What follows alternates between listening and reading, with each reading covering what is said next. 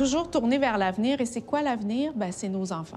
En fait, les enfants sont 10 de la population et ils sont 100 de notre avenir. Alors, on doit en prendre soin comme la prunelle de nos yeux.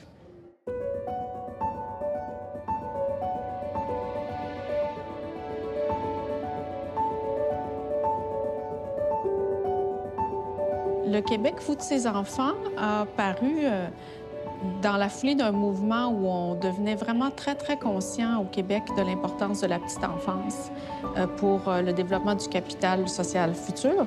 Donc, on a pris vraiment conscience de ça et il y a aussi donc, il y a des données scientifiques et il y a des mouvements politiques qui se sont mis en place pour valoriser ce qui se passe à l'enfance et faire en sorte qu'on maximise nos actions pour le bon développement de nos enfants.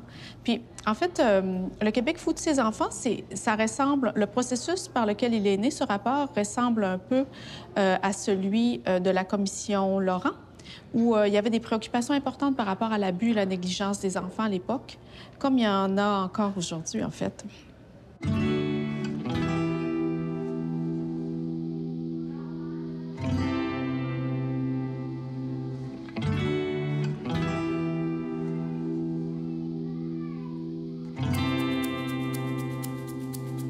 Dans la mouvance, donc, le Parti québécois a proposé ce réseau de centres de la petite enfance qui vraiment a fait des différences majeures pour les enfants et les familles du Québec. Le taux d'emploi des femmes était parmi les plus bas au Canada avant l'implantation du réseau. Et là, il est parmi les plus hauts. Il est le plus haut du Canada.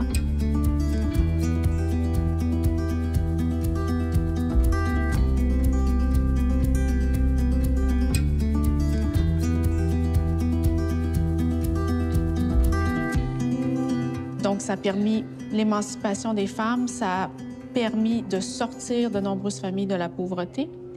Et étant donné que les CPE sont les structures où il y a les meilleurs services, la meilleure qualité, mais ça profite aux enfants qui fréquentent ces milieux-là, surtout les enfants qui viennent de milieux plus défavorisés ou possiblement moins stimulants ou plus stressants.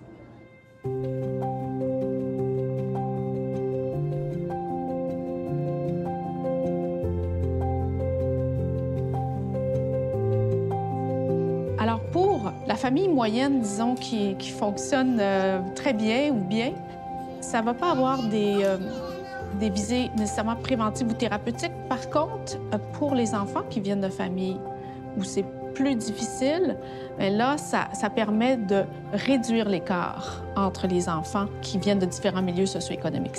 C'est un égalisateur social, les centres de la petite enfance.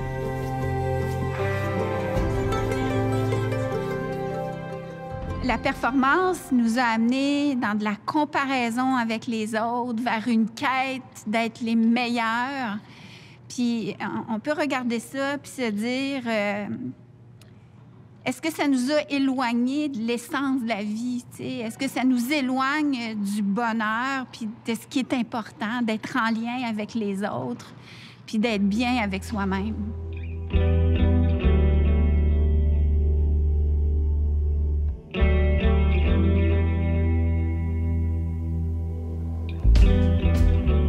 Quand on parle des enjeux de performance qui sont très présents dans notre société aujourd'hui, puis qui entraînent aussi des enjeux de santé mentale qui sont en augmentation, particulièrement avec la pandémie, on peut avoir l'impression que tout ça est assez nouveau comme phénomène. Mais quand on recule dans l'histoire, on peut remarquer qu'à partir de la Révolution tranquille, c'est à partir de ce moment-là qu'on peut voir l'émergence de ces phénomènes-là. À partir de ce moment-là, le Québec a pris vraiment un chemin résolument orienté vers la productivité et cette performance-là était très présente, ce qui a su entraîner des effets très positifs. Mais c'est à ce moment-là qu'on peut voir une augmentation des enjeux de santé mentale, des enjeux de suicide au Québec, puis toute cette performance-là accrue qui est très présente encore aujourd'hui dans notre société.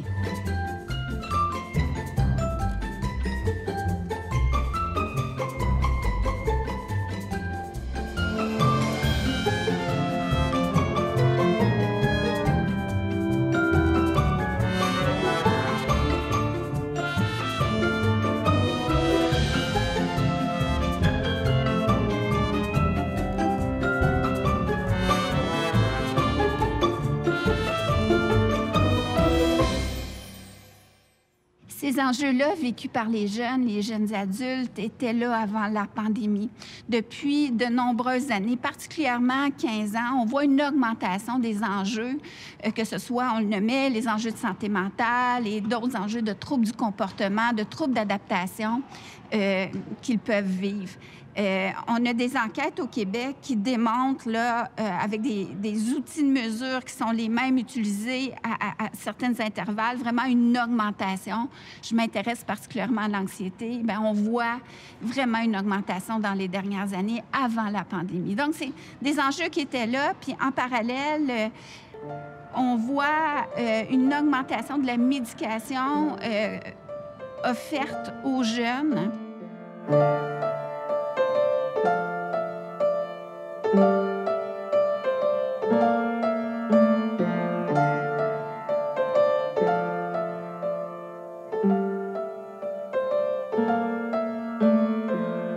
Le Québec est champion de la prescription des enjeux de santé mentale et des enjeux d'adaptation. Donc, il y a vraiment des questions à se poser à ce niveau-là. Et dans l'offre d'intervention qu'on peut offrir aux jeunes qui éprouvent ces troubles-là.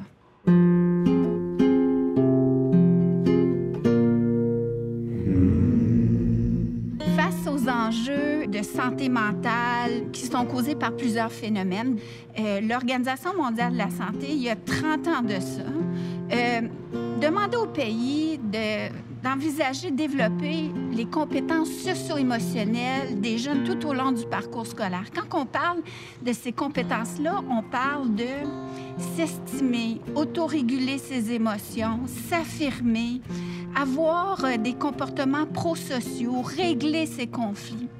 Donc, le Québec n'a pas emboîté le pas. On est résolument en retard.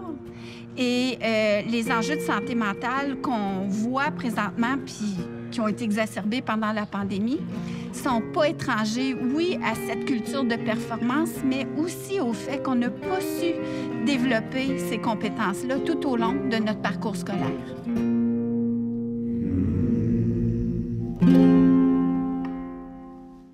Plusieurs pays ont emboîté le pas, il y a 30 ans de ça, ont développé des programmes visant à développer ces compétences-là dans les milieux scolaires. Toujours les mêmes pays, hein, les Pays-Bas, le Danemark et tout ça.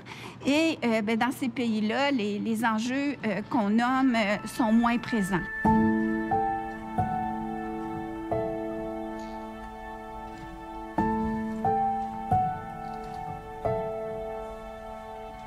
Ce qu'on a voulu faire avec l'Observatoire, c'est de construire sur des réussites québécoises, disons, en matière de collecte de données, dont une qui est très importante, c'est la maturité scolaire des enfants en maternelle. Alors, à tous les 4 ou 5 ans, l'Institut de la statistique du Québec fait un recensement de l'état du développement des enfants de maternelle. Ce recensement-là est important parce que pendant la petite enfance, on n'a pas d'évaluation des enfants.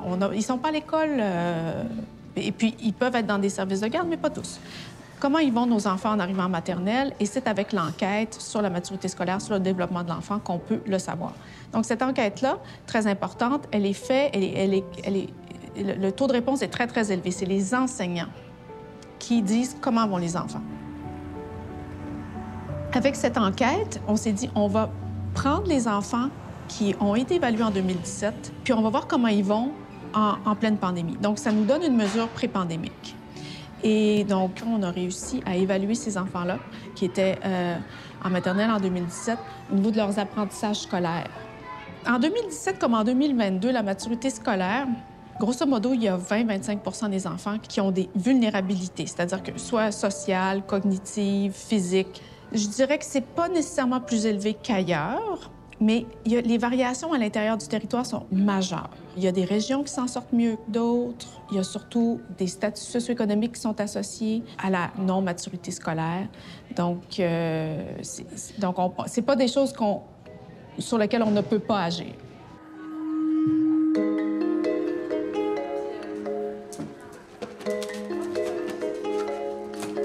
Le programme Hors-Piste, c'est un programme qui vise le développement des compétences socio-émotionnelles tout au long du parcours scolaire pour prévenir l'anxiété. On y va! Qu'est-ce qu'on peut faire pour davantage se concentrer et vivre ça comme un événement moins stressant? Vous en avez des stratégies dans votre tête, là. Vous n'avez même pas besoin de l'aide, moi, puis Caro, je suis sûre. C'est un programme qui a été initié en 2017 par Robert Posé, qui est un professeur qui est mon prédécesseur, qui était à l'écoute des milieux scolaires, des partenaires du réseau de la santé, qui lui avait pointé une augmentation des enjeux d'anxiété chez les jeunes. Vous allez sortir un crayon. Vous avez besoin d'un crayon. Fait qu'à partir de ce moment-là, moi, je suis arrivée pas très longtemps après ça, il a pris sa retraite. Alors, notre rôle était vraiment, comme dans tous les projets qu'on mène au Centre RBC d'expertise universitaire en santé mentale, c'est de mettre les bons partenaires autour de la table, donc des gens du terrain, des chercheurs, pour co-construire cette innovation-là, ce programme-là. Est-ce qu'il y en a qui ont vécu autre chose? Avant la pandémie, c'était vraiment le programme Hors-Piste secondaire pour les écoles secondaires qu'on avait développé. Avant la pandémie, je vais dire, il y avait peut-être une centaine d'écoles qui l'implantaient.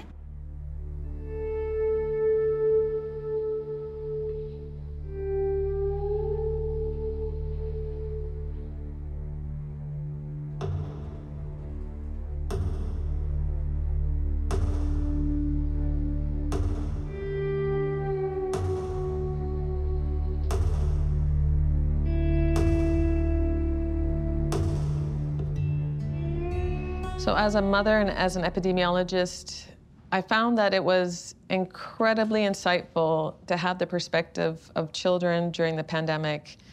I had obviously my scientific approach, but then I could see what was happening with my children in the schools.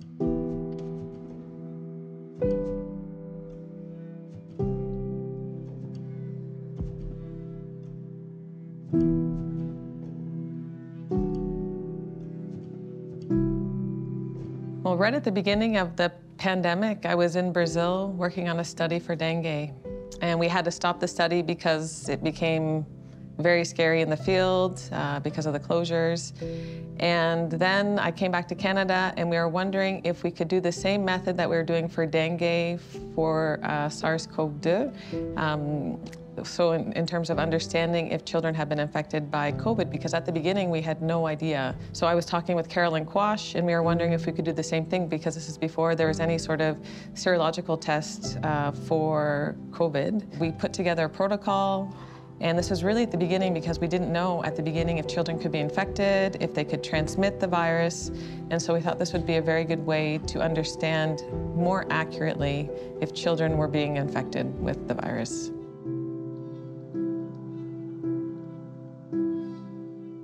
So we developed this protocol, Carolyn Quash and myself, and we were looking for funders.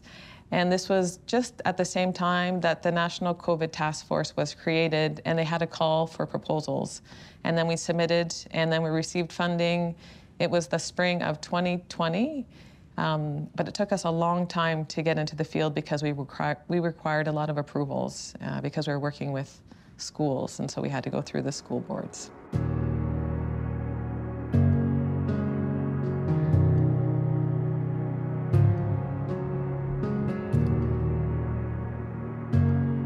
Voyant la fermeture des écoles, un phénomène complètement inusité dans l'histoire récente, les fonds de recherche du Québec se sont dit il faut mettre en place un grand projet qui va faire en sorte qu'on va comprendre comment les enfants étaient pré-pandémie, dans la pandémie et post-pandémie sur le long terme, parce qu'il y a toutes sortes d'indicateurs qui soutiennent que les impacts vont être à long terme. Quels impacts? C'est pas clair, mais par exemple, les pertes d'apprentissage. To be an epidemiologist in that situation, it was shocking, to be honest, because, we've read about different epidemics in different countries, and often they're not in the whole country, it's within a region. But this was worldwide. It was coming to Canada. It was spreading rapidly. And to have not a lot of information about a virus that is being transmitted so rapidly, I think it was scary for us, and I think it's scary for very many people. Thinking about what are the consequences of infection, and we saw that people were dying, And so it was a safety precaution to be, to really try and stop human-to-human transmission. And so how do you do that? You break the social connections. And so where do people connect? At work, at school, socially as well. And so that's where it really came from, trying to protect, individual health and the health of the population through really breaking the human-to-human transmission.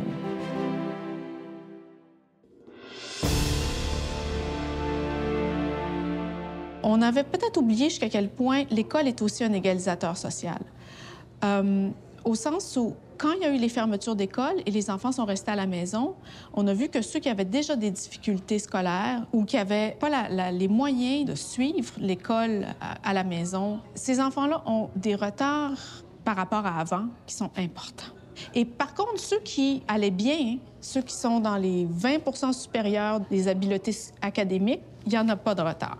Because of our partners at the Montreal Public Health Department, at the very beginning when we were developing our protocol, they said you need to include questions on emotional mental health.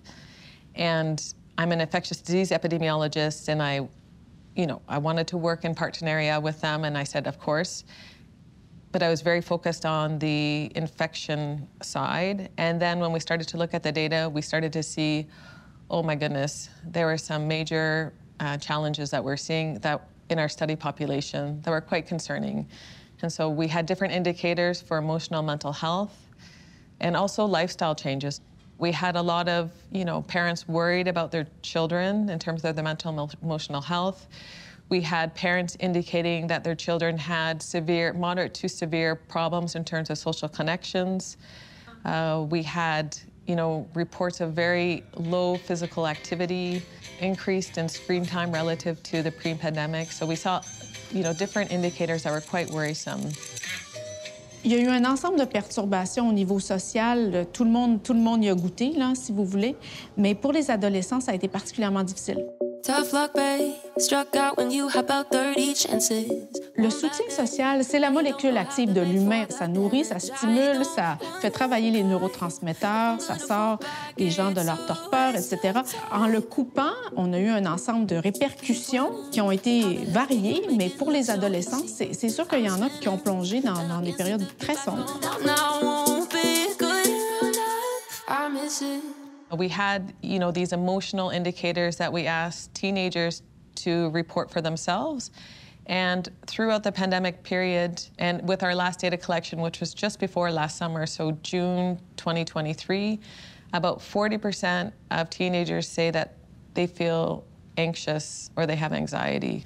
Alors, pour l'isolement, ça dépend vraiment du groupe d'âge, parce que pour les tout-petits qui étaient avec leurs parents, il n'y a pas d'évidence qu'ils ont souffert, là. Même avec les dernières données de la maturité scolaire, on voit qu'il n'y a pas de drame qui s'est passé au niveau émotif. C'est sûr que pour ceux encore qui grandissent dans des environnements un peu précaires, là, c'est plus difficile au niveau des apprentissages, mais il y a peut-être eu moins de stimulation.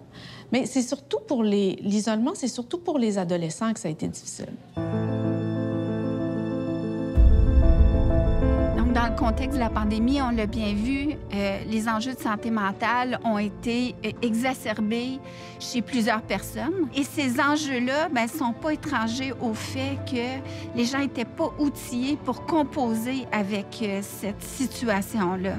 Les gens ressentaient de l'anxiété face à ce qui se passait, des émotions qu'ils ne sont pas habitués de ressentir. En plus de ça, dans les médias, on sortait de plus en plus de résultats d'enquête, de sondages qui mettaient en évidence des enjeux de santé mentale et d'anxiété. Fait qu'on est venu aussi, en parallèle, à démoniser un peu tout ça. Et le fait que les gens n'ont pas appris pendant leur cursus scolaire à comprendre le stress, l'anxiété, qu'on en a besoin, puis qu'il y a des outils pour composer avec ça, bien, ça ne fait qu'exacerber ces enjeux-là pendant la pandémie.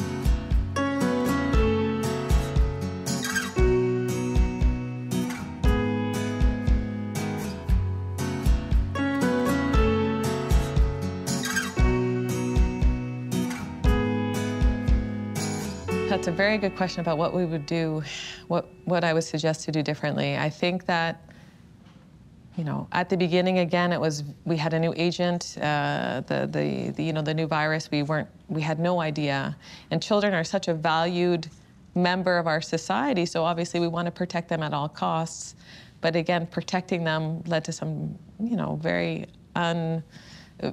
unfair consequences, I think. So I think that, and Quebec, I think, was remarkable in the sense that we closed schools at the beginning, but then we reopened schools. Well, for primary schools, it was completely reopened.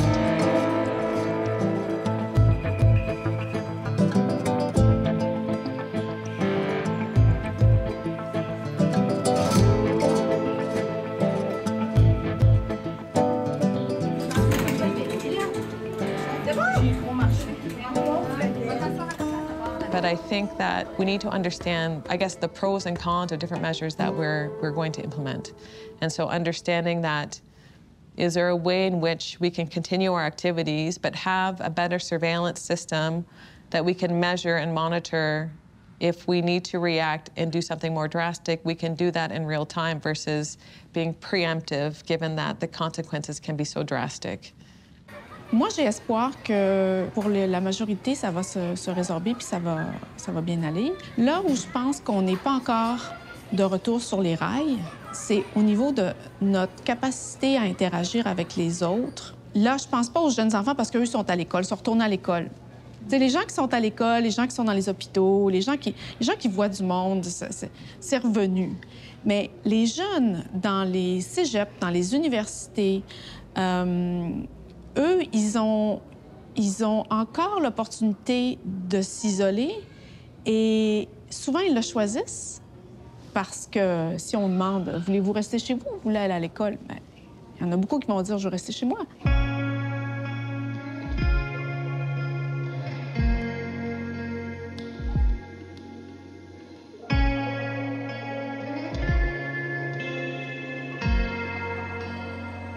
I hope one of the positive consequences of the pandemic is that we can conduct research more easily between departments, between institutions, between sectors.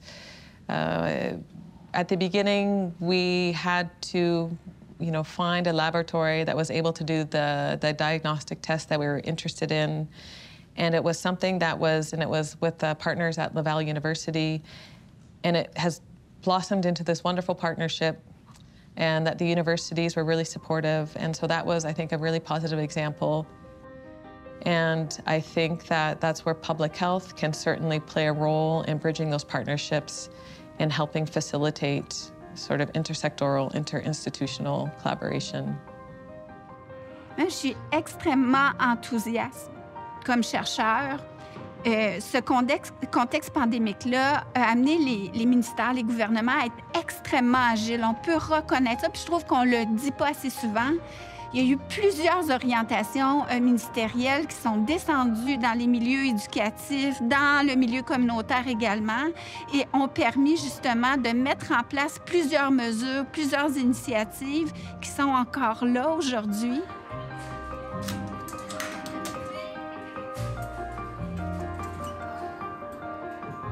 Pendant la pandémie, les écoles primaires nous ont demandé de développer un programme adapté à leur réalité, ce qu'on a fait de façon très rapide. Donc, les deux programmes roulent présentement, puis aujourd'hui, c'est environ 700 écoles qui implantent à travers le Québec. Au Québec, là, les politiques sociales qu'on a mises en place depuis 30 ans font en sorte qu'on est en bonne posture quand même. On est en bonne posture. Il reste beaucoup de travail à faire. Il faut définitivement compléter notre réseau d'éducation préscolaire avec des services accessibles pour tout le monde, de bonne qualité.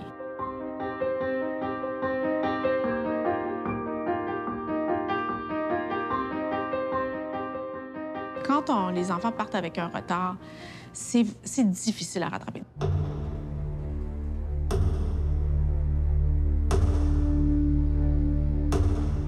Les gens sont résistants au changement. C'est dur de changer.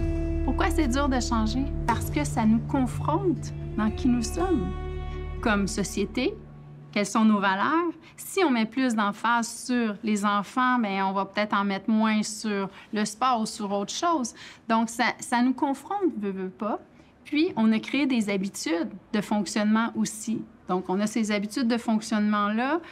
Puis, en plus, comme humain, on est toujours un petit peu résistant à changer. Donc, tout ça fait en sorte que ça peut être plus difficile de s'adapter puis de mettre de l'avant nos enfants. Puis en plus, les enfants, souvent, n'ont pas de voix à eux. Donc, ce sont les adultes qui portent leur voix. Ça fait que c'est un défi qui est doublement plus difficile.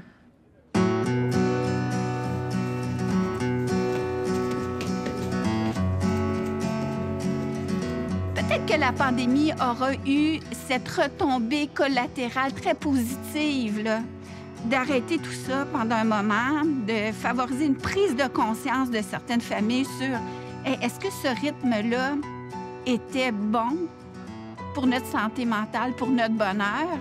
Et certaines familles ont appris pendant ce contexte-là à prendre du temps entre eux, à jouer à des jeux de société, à cuisiner entre eux. Donc, ça a été bénéfique pour plusieurs personnes, cette pandémie-là.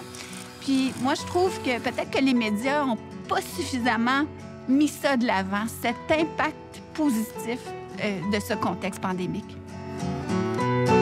On est allé puiser dans la résilience des gens. Pour plusieurs, ils n'auraient pas voulu que la pandémie se passe pas.